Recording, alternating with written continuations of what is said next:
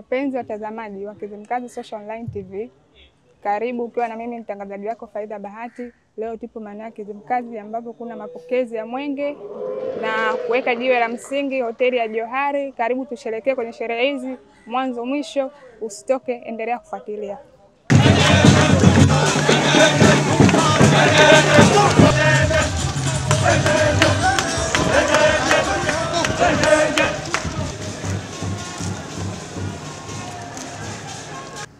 Mradi huu una malengo makuu yafuatayo: kukuza sekta ya utalii nchini, kutoa ajira kwa Watanzania ambapo ajira za moja kwa moja ni 45 na katika hizo 20 zitatoka hapa kijijini ya Kizimkazi.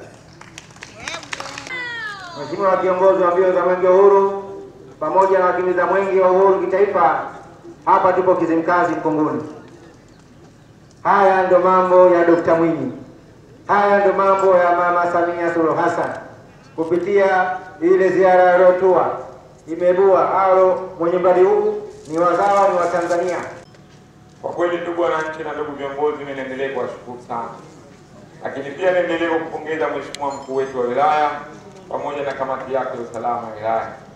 Kwa kweli wakati mnapitia ratiba ama kukagua miradi ambayo mwenge wa uhuru itapitia ndani ya wilaya hii, kwa kweli niwashukuru kwa miradi mizuri mpaka sasa. Naomba tuwapigie makofi sana. Naomba nikushukuru kwa sababu kwa kazi nzuri ambayo umefanya. Hii miradi ambayo leo hii mpaka sasa tunaendelea kuiangalia ndani ya wilaya hii, kwa kweli ni miradi ambayo imeakisi falsafa ya mwenge wa uhuru. Naomba tujipigie tena makofi mengi sana. Ndugu zangu, nasubutu kuyasema hayo kwa sababu nyinyi wengi wenu mliopo hapa ni mashuhuda. Baba yetu wa taifa Mwalimu Julius Kambarage Nyerere, wakati ameuasha mwenge wa uhuru, alikuwa na maana ifuatayo: mwenge huo uhuru, kwanza ukamulike ndani na nje ya mipaka yetu; pili, ulete matumaini; tatu, ulete upendo; na mwisho 4, uweke heshima. Kwa kweli leo hii hapa tulipo tumejionea heshima kubwa ambayo imewekwa na Serikali ya Mapinduzi ya Zanzibar chini ya Daktari Hussein Ali Mwinyi, lakini pia tumejionea heshima ambayo imewekwa na Daktari Samia Suluhu Hassan, Rais wa Jamhuri ya Muungano wa Tanzania.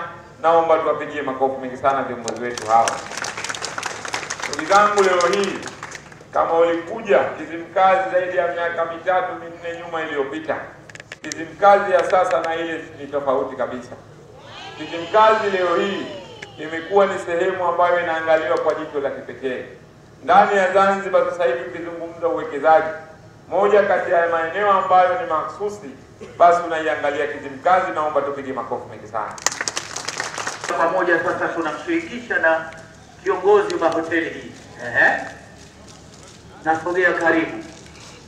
Jiwe hili la msingi la ujenzi wa hoteli ya Johari Beach Residence limewekwa rasmi na ndugu Ismail Ali Uski, kiongozi wa mbio za mwenge wa uhuru kitaifa mwaka 2025. Hongereni sana, makofi kwa wingi.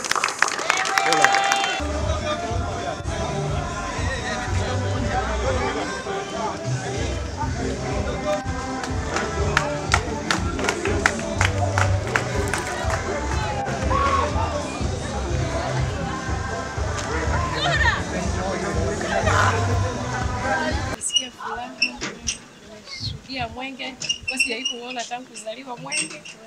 Nimefurahi sana. Kutapatikana ajira nyingi, itapunguza watu kuzurura mtaani.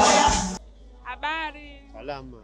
Kwa majina unaitwa nani? Naitwa Msalimu Isa Khatibu, mwenyekiti wa CCM tawi la Kizimkazi Mkunguni. Siku ya leo, siku ya kupokea mwenge, umejisikiaje na hizi sherehe zilizoendelea hapa Kizimkazi au sherehe ambazo zilizofanyika hapa hoteli ya Johari? Sherehe hizi tumezipokea kwa shangwe na vigelegele kwa sababu huu ni uzoefu wetu, mwenge wetu wa uhuru, kuzindua miradi mbalimbali ya kimaendeleo kwa wananchi. Imekuwa hili limezoeleka, na hasa kwa ndugu zetu wawekezaji wa ndani ya nchi na wawekezaji wa nje ya nchi.